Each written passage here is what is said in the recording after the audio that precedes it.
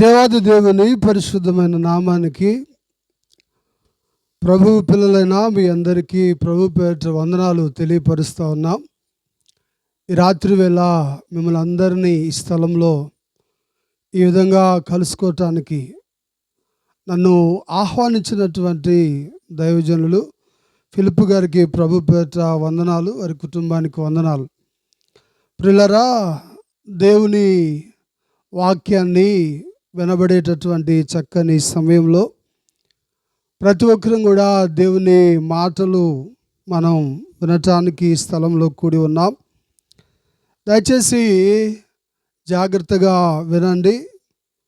ఈ ప్రతి నెల మొదటి గురువారం ఈ విధంగా ఈ కూడికను ఏర్పాటు చేయటం సాధారణమైన విషయమేం కాదు. ఏమండి, చాలా సంవత్సరాల నుంచి నేను నాన్న చాలాసార్లు అనుకుంటూ ఉంటాం ఏమంటే, ఏమైనా ఎంత ప్రయాసైనా ఎంత కష్టమైనా ప్రియులారా చక్కగా కొనసాగించటం అనేది చాలా గొప్ప సంగతి. హల్లెలూయా. కాబట్టి దేవుడు వారికి ఇచ్చినటువంటి ఓ మంచి నడిపింపును బట్టి ప్రభువు నేను ఎంతగానో స్తుతిస్తూ ఉన్నాను. దేవుడు చెప్పాడు, సువార్త ప్రకటించటం మన వంతు. ఏమండి, దేవుని మాటలు దేవుని పిల్లలు ప్రకటించాలి. ఏమండి, దేవుడు అంటాడు యెహెజ్కేలుతో, వినినను వినక పోయినను నువ్వు వెళ్ళి చెప్పాలన్నాడు. ఇక్కడ కూర్చున్న మీరు అందరూ ఈ రాత్రి ఎంతమంది విన్నా ఎంతమంది వినకపోయినా ప్రియులారా దేవుని స్వార్థను మనం దేవుడు ప్రకటించమన్నాడు. అది దైవజనులుగా మా యొక్క బాధ్యత. కాబట్టి సమయం మనం సద్వినియోగం చేసుకుందాం. పరిశుద్ధ గ్రంథంలో నుండి లూకాసు వార్త 19వ అధ్యాయం, లూకాసు వార్త 19వ అధ్యాయం 3వ వచనాన్ని చదువుదాం. మనకి బాగా పరిచయమైనటువంటి వాక్య భాగం. యేసు ఎవరో అని చూడగోరెను కానీ పొట్టివాడైనందున జనులు గుంపుగూడి ఉండుట వలన చూడలేకపోయాను. చాలు చిన్న ప్రార్థన చేద్దాం. మహాగణుడైన మా గొప్ప దేవ, మీ ఘననామానికి వేల కొలది స్తుతులు స్తోత్రాలు చెల్లిస్తూ ఉన్నాం. ఈ రాత్రి వేళ మేము ఇంకా సజీవులుగా ఉన్నామంటే మా యోగ్యత ఏం కాదని ఒప్పుకుంటా ఉన్నాం. కేవలం నీ దయ, మీ దీర్ఘశాంతం, మీ దయాళత్వం, మీ కరుణే మా పట్ల నాయనా ఈ విధంగా సజీవుల లెక్కలో నిలబెడతా వచ్చేది. నాయన ఇంతవరకు ఈ కుడికిలో ప్రభువా నాయన చక్కగా పాడి నేను స్తుతించగలిగినటువంటి నాయన నా తండ్రి చక్కని కృపను బిడ్డలకు మీరు ప్రసాదించారు. ఈ సమయమందు వాక్య ధ్యానంలోకి వెళ్ళబోతూ ఉన్నాం. తండ్రి, వాక్యం మీది, ప్రజలు మీ వారు. తండ్రి నాయన మీరు మాట్లాడండి, మీ స్వరాన్ని వినిపింపచేయండి. ప్రతి ఒక్క బిడ్డను ఈ స్థలంలో దర్శించమని, ఈ స్థలమును ప్రతి ఒక్కరిని దర్శించి దాటి వెళ్ళమని యేసు నామమున అడిగి వేడుకుంటున్నాం తండ్రి, ఆమేన్. హల్లెలూయా. ప్రియులారా, దేవాది దేవుని వాక్యం చాలా శక్తివంతమైంది. దేవుని వాక్యము ఎప్పుడు విన్నప్పటికీ కూడా క్రొత్తగా ఉంటుంది. ఎన్నో సంవత్సరాల నుంచి ప్రజలు, ఎన్నో మంది దైవజనులు ప్రకటిస్తున్నప్పటికీ కూడా ప్రతిరోజు క్రొత్తగా ఉండటమే దేవుని వాక్యంలో ఉన్నటువంటి శ్రేష్టత. కాబట్టి ఈ రాత్రి వేళ జక్కయ్య గురించి మనం చాలాసార్లు వినుంటాం. ఈ రాత్రి దేవుడు మనతో ఏం మాట్లాడినై ఉన్నాడో కొద్ది నిమిషాలు దేవుని స్వరాన్ని మనం విందాం. మనం పరిశుద్ధ గ్రంథాన్ని చదివితే యేసు ఎవరో అని చూడగోరాడట. ఎవరు? పొట్టివాడైనా జక్కయ్య. ప్రభువు ఆయన జీవించి ఉన్నటువంటి దినాలలో, ఆయన మనుష్య కుమారుడిగా జీవించిన దినాల్లో ఆయన అనేక చోట్లకు ప్రయాణం చేస్తా వెళ్ళాడు. ఆయన ప్రయాణం చేస్తూ వెళ్తూ ఉండగా యెరికో అనే పట్టణానికి ప్రభు వచ్చాడు. ఆ పట్టణానికి వచ్చినప్పుడు ఆ పట్టణంలో ఒక వ్యక్తికి చాలా ఆశ కలిగిందట. ఆ ఆశ ఏంటంటే యేసు ఎవరో చూడాలి అని. ప్రియులారా, ఈ రోజుల్లో చాలామందికి ఆలోచన యేసు ఎవరు అనే క్వశ్చన్ రాగానే ఏమంటే మనుషులు అంటారు ఆయన తెల్లోల దేవుడు అంటారు. ఏమండి, యేసు ఎవరో అనగానే ఆయన వేరొకరి దేవుడు, మన దేవుడు కాదు. కానీ దేవుని వాక్యం సెలవిస్తుంది ఏమిటంటే ఈ రాత్రి వేళ వాక్యంలోకి వెళ్ళే ముందు యేసయ్య అసలు ఎవరో పరిచయం చేసి వెళ్ళాలనుకుంటున్నాను. చూడండి, పరిశుద్ధ గ్రంథం నుండి అపోస్తల కార్యముల గ్రంథం 10వ అధ్యాయం 34వ వచనంలో దైవజనుడు పేతురు కొర్నేలి ఇంటిలో ప్రసంగం చేస్తా ఆయన మాటలు చెప్తా వచ్చాడట. వినండి. దేవుడు పక్షపాతి కాడు. దేవుడి పక్షపాతి కాడని నిజంగా గ్రహించాను. ప్రతి జనములో ఆయనకు భయపడి నీతిగా నడుచుకొనిన వానిని ఆయన అంగీకరించును. యేసుక్రీస్తు అందరికీ ప్రభువు. చాలు యేసుక్రీస్తు. గట్టిగా ఒకసారి ప్రభువును స్తుతిద్దాం. హల్లెలూయా. ఏమండి, యేసు ప్రభువు కొందరికి దేవుడు కాదు. దేవుని వాక్యం చెప్తా ఉంది. ఆయన పక్షపాతి కానే కాడు. ఏమండి, ఏ వ్యక్తిని దేవుడు తృణీకరించేవాడు కాదు. ఏ వ్యక్తి నా దగ్గరకు రావద్దు అని చెప్పేవాడు కాదు. దేవుని వాక్యం సెలవిస్తుంది ఏమిటంటే, ప్రయాసపడి భారము మోయవర్లరా నా దగ్గరకు రండి అని ప్రతి ఒక్కరిని దేవుడు పిలుస్తూ ఉన్నాడు. యేసు ఎవరు అని ప్రియులారా ఈ రాత్రి వేళ వింటున్నటువంటి మనం తెలుసుకోవాల్సిన సత్యం ఏంటంటే, యేసుక్రీస్తు అందరికీ ప్రభువు. ఏమండి, అందరికీ ప్రభువు, కొందరికి కాదు. ప్రియులారా, దేవుడు లోకమును ఎంతో ప్రేమించాడు. ఎంత ప్రేమించాడు అంటే ప్రతివాడు నిత్య జీవం పొందాలి, ఎవరు నశించకూడదు. ప్రియులారా, అందుకోసం ఈ లోకానికి యేసయ్య వచ్చాడు. ఈ లోకానికి యేసయ్యను వచ్చిన ఉద్దేశం ఏంటంటే ఎవరు నశించకూడదు. ప్రియులారా, ఎవరు నరకానికి వెళ్ళకూడదు. ప్రియులారా, అగ్నిగుండంలోనికి వెళ్ళకూడదు. దేవుని చిత్తం అది. కాబట్టే యేసు ప్రభు వారి లోకానికి వచ్చాడు. ఆయన ప్రియులారా ఈ లోకానికి వచ్చింది ఎందుకంటే అందరూ రక్షించబడాలి. దేవుని వాక్యం చెప్తుంది. అపోస్తలుడైన పౌలు ఏథెన్సు పట్టణంలో సువార్త ప్రకటిస్తూ ఒక మాట చెప్తాడు. చూడండి, 17వ అధ్యాయం అపోస్తల కార్యముల గ్రంథం 26, 27 వచనాలు చూద్దాం. అపోస్తల కార్యముల గ్రంథం 26, 27 వచనాలు. మరియు యావత్ భూమి మీద కాపురముండుటకు ఆయన ఒక్కని నుండి ప్రతి జాతి మనుషులను సృష్టించి, వారు ఒకవేళ దేవునిని తడువులాడి కనుగొందురేమో అని తన్ను వెదకు నిమిత్తం నిర్ణయ కాలాన్ని వారి నివాస స్థలానికి పొరిమేరలను దేవుడు ఏర్పాటు చేశాడు. హల్లెలూయా. ప్రియులారా, దేవుని వాక్యం సెలవిస్తుందట, దేవుడు ఒక్కనిని మొట్టమొదట చేశాడు. ఆయన నుంచి ఇదిగో ఈ ప్రపంచంలో ఉన్నటువంటి ప్రతి జాతి మనుషులను దేవుడు సృష్టించాడు. మీరు జ్ఞాపకం చేసుకుంటే దేవుడు మొట్టమొదట ఆదాముని చేశాడు. ఆదాము తర్వాత సృష్టి వెళ్ళిన తర్వాత ప్రియులారా సృష్టి పాపంలోకి వెళ్ళిన తర్వాత జలప్రలయంలో అంతమైపోయిన తర్వాత ప్రియులారా నిమ్రోదు అనే ఒకరి నాయకత్వంలో బాబేలోనే పెద్ద గోపురం కట్టడానికి ప్రజలు ఉపక్రమించారట. ప్రియులారా దేవుడు చూసి అన్నాడు, వాళ్ళ భాషలన్నీ తారుమారు చేశాడు. అప్పటి వరకు ఒకటే భాష ఒకటే పలుకు ఉందని పరిశుద్ధ గ్రంథం చెప్తా ఉంది. ఎప్పుడైతే దేవుడు భాషలు తారుమారు చేశాడో ఇదిగో ప్రపంచంలో ప్రతి దిక్కుకు ప్రజలు వెళ్ళిపోయారు. ఏ భాష మాట్లాడేవాళ్ళు ఆ వైపుకి వెళ్ళిపోయారు. కాబట్టి ప్రపంచంలో మనము భారతదేశంలో ఉన్నా, ఒకవేళ వాడు అమెరికాలో ఉన్నా, ఒకవేళ వాడు చైనాలో ఉన్నా, ఒకవేళ వాడు జపాన్లో ఉన్నా, ఒక్కడి నుండే వచ్చాం మనం. ఎక్కడి నుంచి వచ్చామంట? ఒక్కడి నుండే. దేవుడు ఒక్కడిని ఏర్పాటు చేశాడు. అతనిలో నుంచి అనేక జాతులను తీసుకొని వచ్చాడు. ఎందుకు తీసుకొని వచ్చాడు అంటే వాళ్ళు దేవుని తడువులాడి కనుగొంటారేమో. ఎందుకు తీసుకొచ్చాడంట? దేవుడిని ఏం చేయాలి? తడువులాడి కనుగొంటారేమో. ప్రియులారా దేవుణ్ణి తడువులాడి కనుగొంటారేమోనండి. దేవుడట వారికి నిర్ణయ కాలాన్ని, వారి నివాస స్థలానికి పొలిమేరలను దేవుడు ఏర్పాటు చేశాడట. ఈ రోజుల్లో మనుషుడు దేవుణ్ణి తప్పితే మిగతా అన్ని తరుగులాడుతున్నారు. ఏమండి, ఏది అవసరమో దానికి వెళ్ళనట్లేదు సాతానుడు. ఏది అనవసరమో జీవిత కాలపు ప్రయాసంతో దానికోసం అయిపోతూ ఉంది.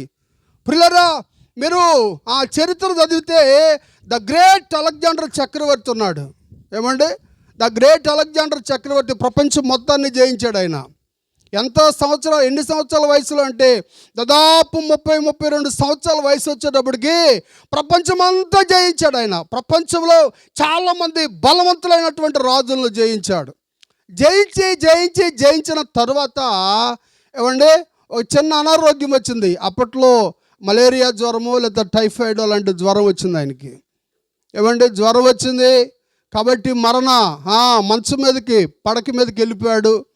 ప్రియులారా, వైద్యులు ఎంతగానో ప్రయత్నం చేశారు, కానీ తన ప్రాణాన్ని కాపాడలేకపోయారు. ఇక నేను చనిపోతాను అనే ఆలోచన వచ్చింది ఆయనకి. ఆలోచన వచ్చి వెంటనే తన దగ్గర ఉన్న వాళ్ళని పిలిచాడట. పిలిచి, అయ్యా నేను మరణం అయిపోతున్నాను, అర్థమవుతా ఉంది నాకు. అప్పటికి ఎన్ని సంవత్సరాలు అంటే ఆయనకి 33 ఏళ్ళు, దాదాపు 33, నాకంటే చాలా చిన్నోడు అనమాట. ప్రియులారా, అంటే 33 సంవత్సరాలకు ప్రపంచం మొత్తాన్ని జయించాడు ఆయన. ప్రపంచంలో ఉన్న సంపద అంతా అయింది. ప్రపంచంలో ఉన్న ప్రతి రాజు అతనికి ఏమండి అతని చేతిలో ఓడిపోయిన వాడే. అయితే ఏమైందంట, మరణం అందరినీ గెలిచిన ఆయన ఎవరి చేతిలో ఓడిపోయాడు? మరణము చేతిలో ఓడిపోయాడు. ప్రియులారా, ఆయన చనిపోయేటప్పుడు చెప్పాడట, 3 కోరికలు కోరాడట ఆయన. అయ్యా నేను చనిపోయేటప్పుడు నేను 3 కోరికలు కోరుతున్నాను, దీని ప్రకారం చేయండి అన్నాడట. చెప్పండి రాజుగారు, ఏం చేయమంటారు అన్నాడంట. నేను చనిపోయేటప్పుడు తీసుకువెళ్ళేటప్పుడు నా 2 చేతులు బయట పెట్టి తీసుకెళ్ళండి అన్నాడంట. ముందు కట్టేదే అయితే వాటిని బయట పెట్టమన్నావు, సరే బయటపడి తీసుకెళ్తామన్నారు వాళ్ళు. ప్రియులారా, మరి 2వ కోరిక ఏంటి అని అడిగారు. 2వ కోరిక ఏంటంటే ఆయన చెప్పాడు, నేను సంపాదించానే ఈ సంపద అంతా నా మీద చల్లుకుంటూ తీసుకెళ్ళండి అన్నాడట. ఈ రోజుల్లో మనమైతే రూపాయలు వదులుతారు, 10 రూపాయలు లేవు కాబట్టి. ఏమండి, ఆయనంట నా సంపద అంతా చల్లుకుంటూ వెళ్ళండి నా శవం మీద అని చెప్పాడట. అయితే రైట్ ఇంకా 3వది ఏంటి అన్నారు. 3వది ఏంటో తెలుసా? నాకు వైద్యం చేశారు ఎన్నాళ్ళు డాక్టర్లు, నా శవపేటికను మోసుకుంటా తీసుకుని వెళ్ళండి అని. మనోళ్ళైతే నా గోత్రికులే మొయ్యాలి అన్నట్టు అంటుంటారు, లేకపోతే వెళ్ళమన్నట్టు. ప్రియులారా, అప్పుడు వాళ్ళు అడిగారట, ఈ 3 కోరికల్లో ఆంతర్యం ఏంటి అసలు అని అడిగితే ఆయన చెప్పాడట, ఒకటి, నా తల్లి గర్భంలో నుంచి ఇలాగా ఒట్టి చేతులతో వచ్చాను, ఈరోజు ప్రపంచం అంతా జయించాను నేను, కానీ ఒట్టి చేతులతోనే బ్రతికున్నాడన్న గుర్తుపడతాడేమో. దేనిని వెతకాలో మనుష్యుడు దాన్ని వెతకట్లేదు ఈ రోజుల్లో. 2వది, ఇదిగో ఆ సంపద ఎందుకు చల్లుకుంటే వెళ్ళమన్నావు నీ మీద అని అడిగితే ఆయన చెప్పాడట, ఒక చనిపోయిన వ్యక్తి మీద ఎంత సంపద గుమ్మరించినా వాడి ప్రాణం వాళ్ళకి వస్తుందా? చెప్పరేమండి, వచ్చిద్దా? రాదు. కాబట్టి బ్రతికి ఉన్నవాడికి తెలుసుకోవాలన్నాడట. మరి 3వది ఏంటి అంటే ఆయన అన్నాడు, దేవుడి అనుమతి లేకుండా ఈ ప్రపంచంలో ఎంత పెద్ద డాక్టర్ అయినా ఒక క్షణం కూడా మనల్ని బ్రతికించలేడు. ఏమండి, యేసు ప్రభు వారు దేవుని వాక్యం చెప్తుంది, ఆయన సెలవు లేకుండా భోజనం చేసి సంతోషించట ఎవరికి సాధ్యం కాదు. ఈరోజు మనం ఇలా సజీవులు ఉన్నామంటే ప్రియులారా, ఆయన కృప, ఆయన దయ, ఆయన దయాళత్వం కాబట్టి దేవుని వాక్యం సెలవిస్తూ ఉంది. కాబట్టి నాడు చాలామంది లోకంలో వెతకాల్సింది వెతకట్లేదు ప్రియులారా, వదిలిపెట్టే వాటిని వెతుకుతున్నారు. చాలామందిని ప్రభు సన్నిధికి రమ్మంటే, ఏమంటే మా బిలిగ్రహం గారు చెప్తూ ఉండేవాడు, ప్రార్థనకు రమ్మంటే అయ్యా ఇప్పుడైనా ప్రార్థన అనేవాళ్ళట. అయ్యా దేవుని వెతకమంటే ఇప్పుడైనా దేవుని వెతుకుమని. ప్రియులారా, జీవితం అంతా లోకానికి ఇచ్చేసి, జీవితం అంతా ప్రియులారా లోక సంబంధమైన ఆశలకు ఇచ్చేసి అంట ఏమంటే వృద్ధాప్యంలో వచ్చి అప్పుడు పాడతారంట ప్రభువు, తనువు నా దిదిగో అని. ఏమండి, ప్రభు అని తీసుకో నా శరీరం అని. ఏం చేసుకుంటాడు? లేపాలంటే ఇద్దరు కావాలి, కూర్చోబెట్టాలంటే ఇద్దరు కావాలి. కాబట్టి దేవుని వాక్యం చెబుతుంది, మన బాల్య దినములు ఎందే మన సృష్టికర్తను ఏం చేయాలి? స్మరణకు తెచ్చుకోవాలి. హల్లెలూయా. కాబట్టి దేవుని వాక్యం చెబుతుంది, కీర్తనల గ్రంథం 53వ కీర్తన 2వ వచనం చదవండి ఒకసారి. కీర్తనల గ్రంథం 53వ కీర్తన 2వ వచనం. కీర్తనల గ్రంథం 53వ కీర్తన 2వ వచనం. వివేకం కలిగి దేవుణ్ణి వెతుకువారు కలరేమో. దేవుడు ఆకాశము నుండి చూచి నరులను పరిశీలన చేస్తున్నాడు. ఏం చేస్తున్నాడట? ఏం చేస్తున్నాడు దేవుడు? పరిశీలన చేస్తున్నాడు. అంటే ఏం చేస్తున్నాడు? దేవుడు చూస్తూ ఉన్నాడట ఆకాశం నుండి. ఎవరి కోసం చూస్తూ ఉన్నాడు? వివేకం కలిగి దేవుణ్ణి వెతుకువారు ఉన్నారేమో. ప్రియులారా, అలాంటి వాళ్ళు ఎవరైనా కనబడతారేమో. ప్రియులారా, అటువంటి వ్యక్తులను దేవుడు ఆకాశం నుండి పరిశీలిస్తూ ఉన్నాడట. ప్రియులారా, అలాంటి వ్యక్తులు ఎవరైనా ఉంటే తను ప్రత్యక్షపరచుకోవడానికి ప్రభు ఎప్పుడు సిద్ధంగానే ఉంటాడు. దేవుని వాక్యం చెప్తా ఉంది. ప్రియులారా, సాధు సుందర్ సింగ్ అని ఒక దైవజనుడు సాక్ష్యం ఈ రాత్రి మీతో కొద్ది నిమిషాలు పంచుకుంటాను. సాధు సుందర్ సింగ్ గారి పంజాబ్ రాష్ట్రంలో నుంచి దేవుడు తన చేతిలో బలంగా వాడుకున్నటువంటి ఒక గొప్ప దైవజనుడు ఆయన. ఆయన పేరు సుందర్ సింగ్. తల్లిదండ్రులు పెట్టిన పేరు ఏం పేరంట? సుందర్ సింగ్. అయితే తనకు 16 సంవత్సరాల వయసులో అసలు దేవుడు ఎవరో తెలుసుకోవాలనే తృష్ణ కలిగిందట. సిక్కుల కుటుంబంలో పుట్టాడు ఆయన. పిల్లాడు సిక్కుల కుటుంబంలో పుట్టినప్పుడు దేవుడు ఎవరో తెలుసుకోవాలి, దేవుడు ఎవరో తెలుసుకోవాలి, ఈ తృష్ణ బయలుదేరింది.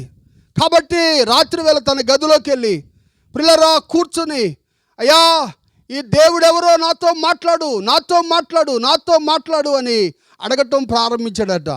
ఏమంటే ఎంతకాలానికి జవాబు రాలేదు. కాబట్టి ఆయన అన్నాడు, ఈ రాత్రి ఒక తీర్మానం చేస్తున్నాను, నన్ను సృష్టించిన వాడు ఈ లోకంలో ఎవరైనా ఉంటే నాతో మాట్లాడండి, లేదంటే ఇదిగో పలానా సమయానికి మా ఇంటి దగ్గరలో వస్తుంది రైల్వే ట్రాక్, ఒక ట్రైన్ వస్తుంది, ఆ ట్రైన్ కిందకి వెళ్ళిపోతాను నేను అని అనుకుని తీర్మానం చేశాడు. ఏమండి, వెంటనే ఆ రాత్రి ఆ ట్రైన్ వచ్చే సమయం అవుతుంది, ఈయన వెళ్ళాడట. ఈయన వెళ్ళిన తర్వాత చూసినట్టయితే ట్రైన్ దగ్గర నిలబడ్డాడు. ఇదిగో ట్రైన్ వచ్చే సమయం అవుతుంది. ఇంకొకసారి ఆకాశం తట్టు తిరిగి, ఎవరు లేరా దేవుడు అనేవాడు, నాతో మాట్లాడేవాడు ఎవరు లేరా, నన్ను చేసిన వారు ఎవరు అని అడిగితే అప్పుడు దేవుడు తనతో మాట్లాడాడు. హల్లెలూయా, హల్లెలూయా. ఎవరయ్యా నువ్వు అంటే, అయ్యా నేను నీ సృష్టికర్తని, నీ రక్షకుణ్ణి, నా పేరు యేసు అని చెప్పాడట దేవుడు. పిల్లరా వెంటనే ప్రభువుని అంగీకరించాడు ఆయన. ఏమంటే తల్లిదండ్రులు మంచి భూస్వాములు, చూసారా వాళ్ళు ఎంత ఆస్తిపరులు అంటే ఈ గట్టు మీద నిలబెడితే అవతల గట్టు కనపడదంట, అంత ఆస్తిపరులు వాళ్ళు. కాబట్టి తల్లిదండ్రికి తెలిసింది. ఒకరోజు తండ్రి పిలిచాడట, తల్లిదండ్రులు ఇద్దరు పిలిచారు. రే సుందర్ సింగ్, అసలు మన ఆస్తి చూసావా, మనం చూసావా, ఎటువంటి కుటుంబంలో పుట్టామో, ఎటువంటి మతం మనలో, నువ్వు ఈ కొత్త దేవుణ్ణి వెంబడిస్తున్నావు అని తెలుస్తా వచ్చింది. కాబట్టి ఇదిగో ఇది నీకు చెప్తున్నావు అన్నారు. ఏంటి అంటే, నువ్వు గనక ఆ యేసు ప్రభువుని వెంబడించేటట్టయితే నీ కట్టు బట్టలు కూడా ఇక్కడ ఇప్పి వెళ్ళిపోరా, నా ఆస్తిలో చిల్లు గవ్వ కూడా నీకు ఇవ్వమన్నారట. తేల్చుకో, నీకు ఆస్తి కావాలా లేకపోతే ఏసై కావాలా? ఒకవేళ నీకు ఏసఐ కావాలంటే నీ ఒంటి మీద బట్టలు కూడా ఇక్కడ ఇడిచిపెట్టు, అది కూడా నేను ఇచ్చిందే నీకు అన్నాడట తండ్రి. అప్పుడు ఆ సుందర్ సింగ్ ఆయన అన్నాడట తండ్రితో, నాన్న ఒక్క 5 నిమిషాలు సమయం ఇస్తారా అన్నాడంట. అంటే సరే వెళ్ళి దూరంగా పొలంలోకి వెళ్ళి మోకరించాడట. మోకరించి ప్రార్థన చేస్తూ ఉన్నాడట. తండ్రి వైపు కనులెత్తి, తండ్రి ఈరోజు నేను నిన్ను అంగీకరించాను, నా తండ్రి నన్ను ఇంట్లో నుంచి వెళ్ళిపోమంటున్నాడు, కానీ నువ్వు నా కోసం పరలోకాన్నించే దిగొచ్చావు, నీతో పోల్చుకుంటే నా తండ్రి ఇంటిలో నుంచి వెళ్ళటం పెద్ద గొప్పేమీ కాదన్నాడట. హల్లెలూయా. తర్వాత అన్నాడట, తండ్రి నా యొక్క తండ్రి ఇదిగో ఈ కట్టుకున్న బట్టలు కూడా ఇప్పేసి వెళ్ళమంటున్నాడు, నువ్వు నా కోసం పరలోకము నుంచి దిగి వచ్చి నువ్వు రిక్తుడిగా చేసుకుని ప్రాణం పెట్టావు. నీ త్యాగంతో పోల్చుకుంటే నాది అసలు త్యాగమే కాదు. హల్లెలూయా. ప్రియులారా అని అన్నాడంట, తండ్రి నేను బయలుదేరుతున్నాను, దయచేసి నన్ను చేర్చుకో అని వచ్చి ఆ వస్త్రాలు అక్కడ విడిచి ప్రియులారా దేవుని స్వార్థకు వెళ్ళాడు. హల్లెలూయా. ప్రియులారా దేవుని కొరకు అద్భుతమైనటువంటి పరిచర్య చేశాడు హిమాలయ ప్రాంతాల్లో ఆయన. కాబట్టి రాత్రి వేళ యేసు ప్రియులారా దేవుడు అని తెలుసుకున్న మంది ఉన్నారు. దేవుడు కూడా కావాల్సింది ఏంటో తెలుసా? ఆయన ఎవరైనా తడువులాడి ఆయన కనుగొంటారేమో, ఆయన వెతుకుతారేమో. ప్రియులారా ఈనాడు పరిస్థితులు ఎట్టున్నాయి అంటే దేవుణ్ణి వెతికేవారు లేరు, దేవుడిచ్చే వాటిని వెతికే వాళ్ళు ఉన్నారు. ప్రియులారా దేవుణ్ణి వెతకటం మనం నేర్చుకోవాలి. దేవుణ్ణి వెతకటం నేర్చుకుంటే దేవుడిచ్చేవన్నీ మనకి స్తోత్రం చెప్దాం. హల్లెలూయా. దేవుడు ఎంత ప్రేమ కలిగినాడు అంటే ప్రియులారా, ఎంతో ప్రేమ కలిగిన వాడు ఆయన. ఏమంటే ఆయన దగ్గరకు మనం ఒక్క అడుగు వేస్తే ఆయన ఇంకొక 2 అడుగులు వేస్తాడు. ఏమండి ఒకసారి ఒక కరపత్రంలో చదివాను, ఒక భిక్షం ఎత్తుకునే ఒక అబ్బాయి పైపెచ్చు అతను మోగవాడైతే ఎక్కడో ఇలా సువార్త చెప్తుంటే యేసు ప్రభు దేవుడని పిల్లలు ఎలాగనో తెలుసుకున్నాడు. బాగా మాసిపోయిన బట్టలు గడ్డం అంతా పెట్టుంది.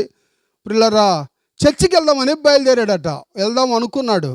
అనుకుందామని చర్చి దగ్గరికి వెళ్తే ఆ చర్చిలో చాలా చాలా పెద్దవాళ్ళు వెళ్తున్నారు కాబట్టి లోపలికి రాణిస్తారో లేదో అనుకున్నాడట ఆయన. కాకపోతే ఎలాగైనా దేవుని దగ్గరికి వెళ్ళాలి అనుకున్నాడు. కాబట్టి వెళ్ళి ఆ చర్చి మెట్ల మీద కూర్చున్నాడట. మెట్ల మీద కూర్చుని ఆ మెట్టు మీద చేయి పెట్టి ఆకాశం తట్టు తల పైకెత్తి అన్నాడంట, తండ్రి నీ దాసుడు వచ్చాడు, ఒకసారి చూడు అనేవాడట. అని కాసేపు కూర్చునేవాడు, వెళ్ళిపోయేవాడు. ప్రియులారా ప్రతి ఆదివారం ఆరాధన జరుగుతూ ఉంది. ఈయన మాత్రం ఆ చర్చి మెట్ల దగ్గరికి వెళ్ళేవాడు. ఆ మెట్ల మీద అలా చేతులు పెట్టేవాడు. తండ్రి నీ కుమారుడు లేకపోతే నీ దాసుడు వచ్చాడు, ఒకసారి చూడు అనుకునేవాడట మనసులో. ప్రియులారా అలా వెళ్ళిపోయేవాడు. కొన్ని రోజులు ఇలా జరుగుతూ ఉంటే ఆ చర్చికి ఒక ధనవంతురాలని ఒక వ్యక్తి వస్తూ ఉందట. ఆమె చూస్తూ ఉంది, అతన్ని చూసి ఆమెకి ఎవరు లేరు, ఒంటరిది. కాబట్టి ఆమె అంది, ఆయన్ని చూసి రే నీకెవరు లేరా అంటే నాకెవరు లేరు అన్నట్టు చెప్పాడట. అన్నప్పుడు సరే పద ఇంటికి తీసుకెళ్తానని ఇంటికి తీసుకుపోయింది. ఇంటికి తీసుకెళ్ళిన తర్వాత ప్రియులారా వాడికి చక్కగా క్రాఫ్ చేయించి కొత్త బట్టలు వేస్తే వాడు చాలా చక్కగా ఉన్నాడట. అప్పటి నుంచి ఆమె అతని దగ్గర పెట్టుకున్న తర్వాత కొన్నాళ్ళకి ఆమెకు ఆలోచన వచ్చింది. ఏంటంటే అరే నేను చెప్పాలనుకుని చెప్తున్నాను, నాతో మాట్లాడేవారు ఎవరు లేరు, వీడికి ఏమైనా స్వరం వచ్చిందేమో, డాక్టర్ దగ్గర తీసుకెళ్దాం. డాక్టర్ దగ్గర తీసుకుపోయిందట. డాక్టర్ గారు టెస్ట్ చేసి అన్నాడు, వోకల్ కార్డుకి ఆపరేషన్ జరిగితే తనకి మాటలు వస్తాయి అని చెప్పాడట. సరే వెంటనే డబ్బు ఖర్చు పెట్టింది, ఆపరేషన్ చేయించింది, మాటలు వచ్చేసాయి. అప్పుడు వాడిని కూర్చోబెట్టి అసలు నువ్వు ఎక్కడ వాడవరా, నీ తల్లిదండ్రులు ఎక్కడున్నారు, అసలు ఏంటి నీ కథ అంతా చెప్పు అంటే అప్పుడు అతను చెప్పాడట, అమ్మ నాకెవరు లేరు, నాకు తల్లిదండ్రులు ఎవరు లేరు, వాళ్ళు ఎక్కడ ఉన్నారో తెలీదు, నేను పుట్టకతోనే అనాథను, పైపెచ్చు మాటలు కూడా వచ్చాయి కాదు. అయితే నేను తినటానికి భిక్షం ఎత్తుకుంటూ ఉండేవాడిని, ఎలా తినాలో తెలియక. ఒక రోజు ఒక చోట దేవుని వాక్యం ప్రకటించబడతా ఉంది. అయితే ఓ మూల కూర్చొని వింటూ ఉన్నాను, యేసు ప్రభు దేవుడని తెలుసుకున్నాను. కాబట్టి చర్చి లోపలికి వెళ్ళడానికి అక్కడ ఉన్న వాళ్ళందరూ పెద్ద వాళ్ళకి కనిపించారు. కాబట్టి లోపలికి వెళ్ళే పరిస్థితి లేదు. కాబట్టి అక్కడికి వెళ్ళేవాడిని ఆ మెట్ల మీద చేయబెట్టి, తండ్రి నీ దాసుడు వచ్చాడు, ఒకసారి చూడు అని అడిగేవాడిని అని అన్నాడు.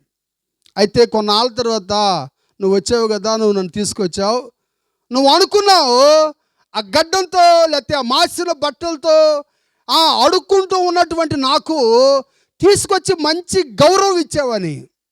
కానీ నీకు చెప్తున్నాను, అసలు నీకంటే ముందు నాకు ఒక ఆయన గౌరవం ఇచ్చాడు.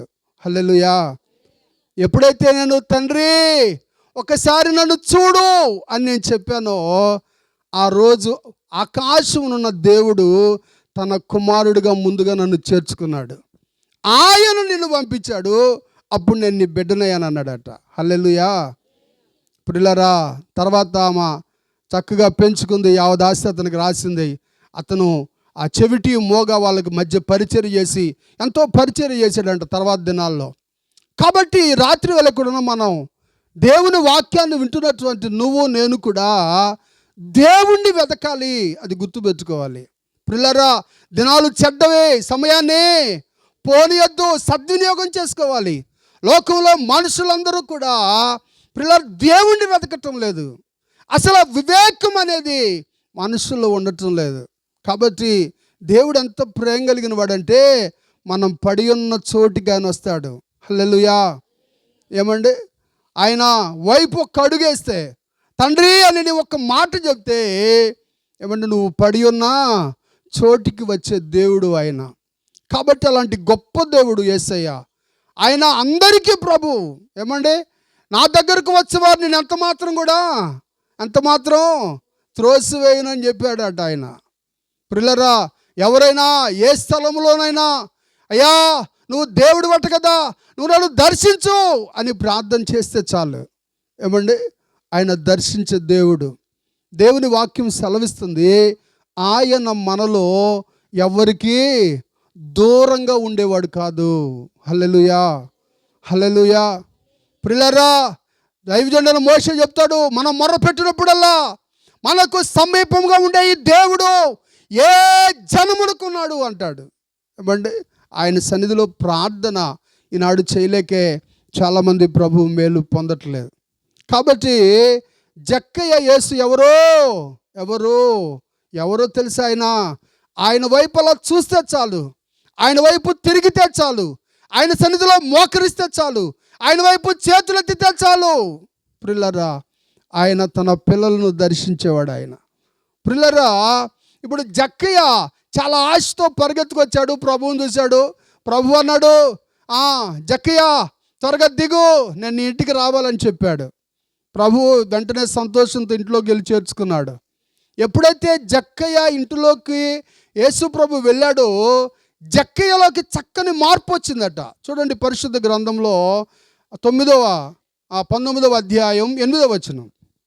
లూకాసు వార్త 19వ అధ్యాయం 8వ వచనం. లూకాసు వార్త 19వ అధ్యాయం 8వ వచనం. జక్కయ్య నిలబడి, ఇదిగో ప్రభువా, నా ఆస్తిలో సగం పేదలకు ఇస్తున్నాను. నేను ఎవని యొద్ద అయినను అన్యాయముగా దేన్నైనా తీసుకుంటే అతనికి 4 వంతులు మరలా చెల్లించునని ప్రభువుతో చెప్పాను. గట్టిగా స్తోత్రం చెప్పండి ఒకసారి. హల్లెలూయా. ప్రియులారా, మన జీవితంలోనికి వచ్చాడు అంటానికి రుజువేంటో తెలుసా? మన జీవితం మార్చబడుతుంది. ఏమండి, జక్కయ్య ఇంటికి ప్రభు ఎప్పుడైతే వెళ్ళాడో దేవుడు చెప్పాడంట, ఇతడు కూడా అబ్రహాము కుమారుడు అయిపోయాడు. ఇతనింటికి ఏమొచ్చింది? రక్షణ వచ్చింది అని కదా. యేసయ్య మన జీవితంలోకి వచ్చాడంటే దానికి గుర్తేంటో తెలుసా? మన జీవితం మార్చబడాలి. ప్రియులారా, మన జీవితం మార్చబడితేనే ప్రభు వచ్చినట్టు. ఏమండి, జీవితం మార్చబడకుండా ప్రభువు వచ్చాడు నా జీవితంలోకి అని చెప్తే అది అబద్ధమే. దేవుని వాక్యం చెబుతుంది, ఆయన ప్రతి ఒక్కరిని మార్చేవాడు. హల్లెలూయా.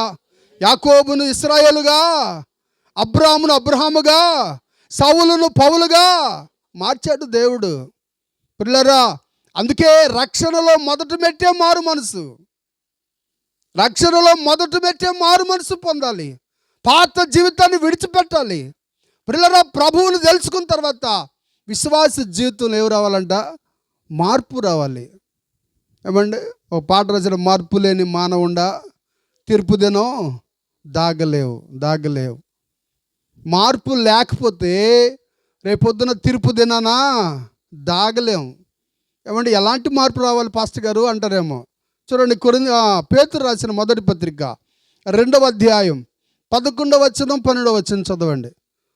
దైవజనుడైన పేతురు రాసిన మొదటి పత్రిక, ముగిస్తాను నేను, సమయం అవుతా ఉంది.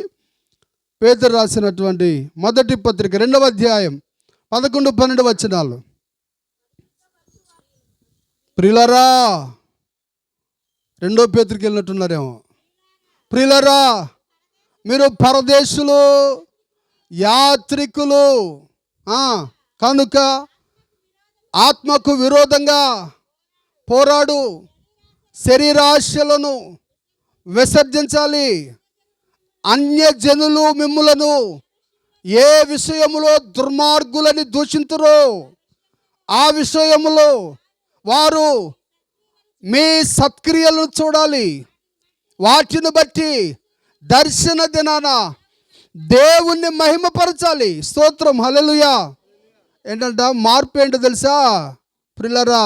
ప్రభువును తెలియకముందు నీ జీవితంలో ఎలాంటి జీవితం ఉందో, ప్రభువును తెలుసుకున్న తర్వాత ప్రభువును తెలియని వ్యక్తులు అంట నీలో మార్పును చేయాలి, గమనించాలి. అన్యజనులు ఏ విషయాల్లో ఇదివరకు వీడు చెడ్డోడు, వీడు మంచివాడు కాదు, వీడు ప్రవర్తన సరికాదు, వీడు ఎవరిని ప్రేమించడు, ఇదిగో వీడు సరైన జీవితం లేదని ఎవరి గురించి అయితే చెప్తారో వాడు ప్రభువుని తెలుసుకుంటే వాడికి ఏం రావాలి?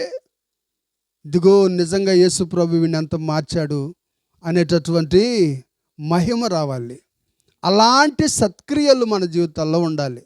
ఏమండి, యేసు ప్రభు వారు జక్క ఇంటికి వెళ్తుంటే వాళ్ళందరూ అన్నారంట, పాపి అయిన ఈ మనుష్యుడి దగ్గరికి వెళ్తున్నాడు అన్నారు. లోపలికి వెళ్ళిన తర్వాత యేసయ్య అన్నాడు, ఇతడు కూడా అబ్రహాము కుమారుడే. హల్లెలూయా. కాబట్టి ప్రియులారా, క్రైస్తవుని జీవితం అంటే ఏంటో తెలుసా? మారాలి, మార్పు చెందాలి. మార్పు చెందనటువంటి జీవితం పరలోకానికి రాదండి. దేవుని వాక్యం చెప్తుంది. అసలు బాప్తిస్మం అంటే ఏంటండి? బాప్తిస్మం అంటే ఏంటో తెలుసా?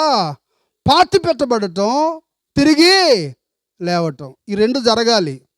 ఏమంటే బాప్తిసం ఏది సరైన బాప్తిసం? ముంచటమా, లేకపోతే చిలకరింప, లేకపోతే రకరకాల బాప్తిసాలు ఉన్నాయి. బాప్తిస్మం ఏది సరైనదో తెలుసా? బాప్తిజంలో 2 రకాల కార్యాలు జరగాలి. ఒకటి ఏం చేయాలి?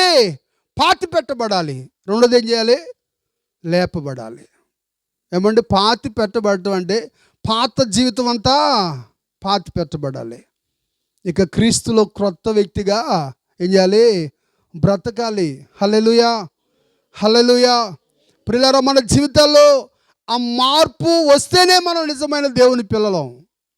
ప్రియులారా, ఇది వరకటు ఆ లోకం మనల్ని చూసినప్పుడు ఎటువంటి జీవితం ఉందో ప్రభువుని తెలుసుకున్న తర్వాత అలాంటి జీవితం మనలో ఉండకూడదు. మార్పు రావాలి. ప్రియులారా, ఆ ప్రత్యేకతను చూడాలి. చూసారా? ఆ ప్రత్యేకతను కనుక నీలో గమనించకపోతే ఇంకా నీ జీవితంలోకి యేసయ్య రాలా. ఏమండి, ఇంకా నీ జీవితంలోకి యేసయ్య రాలా. యేసయ్య జీవితంలోకి వస్తే ఏమొస్తుందంట? మార్పు వస్తుంది. మాటల్లో మార్పు వస్తుంది, ఆలోచనలో మార్పు వస్తుంది, తలంపులలో మార్పు వచ్చేస్తుంది, నడిచే నడకలో మార్పు వచ్చేస్తుంది, చేసే క్రియలలో మార్పు వస్తుంది. మార్పు రాలేదు అంటే ఆ వ్యక్తి జీవితంలోకి ఎవరు రాలేదు? యేసయ్య రాలేదు. ఇప్పుడు జక్క ఇంటికి యేసయ్య వెళ్తే జీవితంలో ఏమొచ్చిందంట? మార్పు వచ్చింది. హల్లెలూయా. ఇప్పుడు మనందరం యేసయ్యని తెలుసుకున్నామంటారా? చెప్పండి. హల్లెలూయా. చూడండి, తీతుకు రాసిన పత్రిక చివరి వాక్యం, 1వ అధ్యాయం 16వ వచనం. ఈ రోజుల్లో ప్రజలు ఎట్లున్నారంటే, విశ్వాస జీవితాలు ఎట్లా ఉన్నాయంటే, దేవుణ్ణి ఎరుగుదుమని వారు చెప్పుకుంటారు, అసహ్యులను, అవిధేయులను, ప్రతి సత్కార్యము విషయమై భ్రష్టులైపోయి తమ క్రియలలో దేవునిని ఎరగమన్నట్టున్నారంట. ఎట్టున్నారండి? నోరేం చెబుతుంది? నాకు దేవుడు తెలుసు, యేసయ్య నా దేవుడు అని చెబుతుందంట. క్రియలు ఏం చెబుతున్నాయి? యేసయ్య దేవుడుగా అనిపించట్లేదు. ఈ రోజుల్లో చాలామంది జీవితాలు ఇలా ఉన్నాయి. ప్రియులారా, అందుకే దేవుడు అంటాడు కదా, వీరు తమ పెదవులతో గణపరుస్తారు, హృదయం మాత్రం దూరంగా ఉంటుందంట. హృదయం ఎక్కడో పెట్టుకుని పెదవులు ప్రార్థన చేస్తాయి. ప్రియులారా, ఈనాడు చాలామంది భక్తి జీవితం ఎట్టుందంటే, నాకు ప్రభువు తెలుసు అనుకుంటున్నారు, నేను యేసు చేత రక్షించబడ్డాను అంటున్నారు. కానీ వాళ్ళ జీవితాలు చూస్తే అసలు వీళ్ళు ప్రభువుని తెలుసుకున్న వాళ్ళేనా అనిపిస్తుంది. తెలుసా, త్రోవ పక్కన పడిన విత్తనాలు ఎట్టుండి అట్టున్నారు. త్రోవ పక్కన పడిన విత్తనం ఎట్టుంటుందంటే అండి, త్రోవ పక్కన విత్తనం పడితే దుష్టుడు వచ్చి ఆ విత్తనాన్ని ఏం చేస్తాడు, ఎత్తుకుపోతాడు కదా. ఏమంటే దావీదునుడు దావీదు చెప్తాడు, నేను నీ ఎదుట పాపము చేయకున్నట్లు నా హృదయంలో ఏముంది దేవుని వాక్యం ఉంది. దేవుని వాక్యం హృదయంలో ఉంటే ఏమంటే చాలా అద్భుతంగా జీవిస్తారు. ఈనాడు మన దైనందిన జీవితాన్ని పరిశీలిస్తుంటే అసలు మన హృదయంలో దేవుని వాక్యం ఉందా అనిపిస్తూ ఉంది. ప్రియులారా, మన చోట పాస్టర్ గారు చెప్తా ఉన్నాడు. ఏమని చెప్తా ఉన్నాడంటే, ఏదో గొడవ వచ్చిందట, ఇద్దరు విశ్వాసులు, భార్యాభర్తలు ఇద్దరు. ఏమండి, అయ్యో ఇలా ఉండకూడదు, మనం ఇలా ద్వేషించకూడదు, ఇటైతే పరలోకం పావు అని చెప్తా ఉన్నాడంట. ఎవరు? భర్త. భార్య అంటుందంట, నువ్వు పోవయ్యా పరలోకం. ఏమంటుందంట, నువ్వు పో పరలోకం, నా సంగతి నీకెందుకు అని. ప్రియులారా, దేవుని వాక్యం సెలవిస్తుంది, అది అగ్ని ఆరదు, భయంకరమైన అగ్నిగుండం. దాని నుంచి తప్పించాలని యేసయ్య ఈ లోకానికి వచ్చాడు. దాని నుంచి తప్పించాలనే నీ పాపాన్ని నా పాపాన్ని ఆయన భుజం మీద వేసుకున్నాడు. మన జీవితాన్ని చక్కగా మార్చాలనేది దేవుని ఉద్దేశం. కానీ మన జీవితంలో చాలామంది ప్రవర్తన సరిగా ఉండట్లేదు. పిల్లరా, దేవుణ్ణి ఎరుగుదమని చెప్పుకుంటున్నాం, కానీ క్రియా జీవితం చూస్తే అసలు ప్రభు వీళ్ళకి తెలుసా, వీళ్ళకంటే అన్యజనులే మేలు అన్నట్టు అనిపిస్తున్నారట. ఏమనిపిస్తున్నారండి? వీళ్ళకంటే దేవుణ్ణి తెలియని వాళ్ళే. పిల్లరా, ఈ రాత్రి వేళ యేసయ్య నీ జీవితంలోకి వచ్చాడు అంటే నిదర్శనం ఏంటో తెలుసా? జీవితం మార్చబడాలి. అందుకే ప్రభు దగ్గర ప్రార్థన చేయాలి. పిల్లరా, ఏమనంటే, ప్రభువా నిన్ను వలే నన్ను మార్చు అని ప్రార్థన చేయాలి. ఎవరొక చక్కని పాట రాశాడు, నీలా నన్ను మార్చయ్యా అని. సౌలును పౌలుగా మార్చిన నా గొప్ప దేవుడా, సౌలును పౌలుగా మార్చిన నా గొప్ప దేవుడా, నీలో ప్రేమ నాలో నింపి నీలా నన్ను నీవు మార్చుమయ్యా, నీలో ప్రేమ నాలో నింపి నీలా నన్ను నీవు మార్చుమయ్యా. హల్లెలూయా. ఎలా మార్చాలంట? ఆయనలా మార్చాలి. ఈ లోకంలో యేసయ్య మంచి మాదిరి కదండి. యేసు ప్రభు వారు ఒక్కలే చెప్పాడు ప్రపంచంలో, ఏమని తెలుసా? ఇదిగో నన్ను పోలి నడుచుకోండి అని. పిల్లరా, ఎలా జీవించాలో, ఎలా మాట్లాడాలో, ఎలా నడవాలో, ఎలా బ్రతకాలో ప్రభువు మాదిరి ఉంచి వెళ్ళాడు. కాబట్టి మన ప్రార్థన ఎట్లుండో తెలుసా? అయ్యా నీలో ప్రేమ నాలో నింపి నీలా నన్ను నీవు మార్చబోయి. ఎంత చక్కగా రాశాడో ఆ భక్తుడు ఎవరో. ప్రియులరా, కాబట్టి ఆయనలా మార్చబడాలి. అది నిజమైన క్రైస్తవ జీవితం. ప్రియులరా, ఆయనలా మార్చబడకుండా పరలోకం వెళ్ళవండి. హల్లెలూయా. ఏమండి, ఆయనను పోలి నడుచుకోవాలి. అప్పుడే ఆ మహిమ రాజ్యంలోనికి వెళ్తాం. దేవుని వాక్యం సెలవిస్తుంది. ఈ రాత్రి వేళ ఇక్కడ కూర్చున్న నాతో ప్రభు మాట్లాడుతుంది ఏమిటంటే, ఆయనలా మార్చబడాలి. ప్రభువును తెలుసుకున్నాం అని ఆ జీవితం నోరు చెప్పటం కాదు. ఏం చెప్పాలంట? మన ప్రవర్తన చెప్పాలి, మన క్రియలు చెప్పాలి. అప్పుడు నిజమైనటువంటి అబ్రహాము కుమారులం అవుతాం, నిజంగా దేవుని రాజ్యానికి వారసులం అవుతాం. అప్పుడు నిజమైన రక్షణ సంపాదించుకున్న వారం అవుతాం. ఏమండి, అటువంటి రక్షణ, అటువంటి జీవితం, అటువంటి కృప కూడి ఉన్న మన అందరికీ దేవుడు దయచేయునుగాక. ఆమేన్. హల్లెలూయా. దయచేసి స్థలంలో ఉంచండి. చిన్న ప్రార్థన చేద్దాం. దయచేసి తలలు ఉంచుదాం. ప్రభు మనతో మాట్లాడిన ప్రతి మాట ఒకసారి జ్ఞాపకం చేసుకుందాం. ప్రియులరా, దేవాది దేవుడు మనతో మాట్లాడుతూ ఉన్నాడు. జక్కయ్య ఇంటికి ప్రభు వచ్చినప్పుడు, జక్కయ్య ఇదిగో ఇతడు కూడా అబ్రహాము కుమారుడే అనిపించినట్లు తీర్మానం చేశాడట. జక్కయ్య దేవుని ఎదుట నిలబడ్డాడు. అయ్యా, నేను ఎవరి దగ్గర అన్యాయంగా తీసుకుంటే వాళ్ళకి ఇచ్చేస్తాను, ఇదిగో నా జీవితాన్ని నేను మార్చుకుంటానని తీర్మానం చేశాడట.